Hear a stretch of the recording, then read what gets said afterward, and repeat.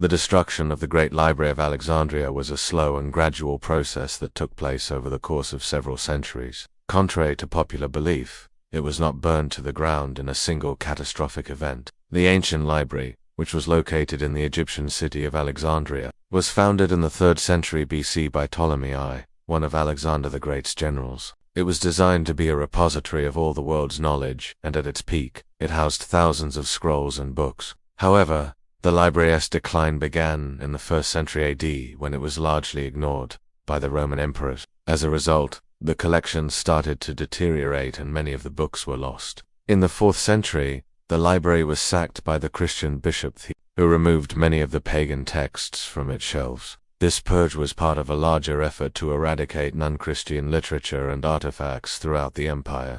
Furthermore, in the 6th century, the Arab armies conquered Egypt, and this led to the destruction of much of the library's Greek and Roman collections. However, the library did not burn down during any of these events.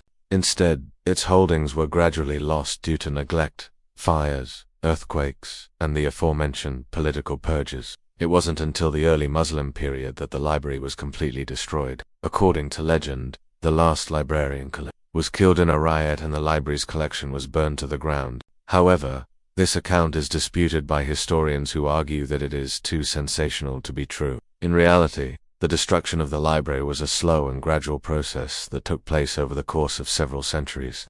The loss of the library was a devastating blow to the ancient world. Its destruction deprived future generations of access to countless works of literature, science, and philosophy. Moreover, it symbolizes the fragility of human knowledge and the importance of preserving our cultural heritage. But it's important to remember that the destruction of the library was not an isolated incident. Throughout history, there have been many instances of books being burned and libraries being destroyed. For example, during the 19th century, the British burned the Afghan National Library in Kabul, and in 2003, the Iraq War led to the looting and burning of the National Library of Iraq in Baghdad. These acts of cultural vandalism serve as a reminder of the need to protect our libraries and the valuable resources they contain. We must continue to fight for the freedom to read and the right to access information. Only then can we ensure that the mistakes of the past are never repeated. If you enjoyed this video, please like and share it with your friends. And if you haven't already, please subscribe for more historical tailies. Thank you for watching.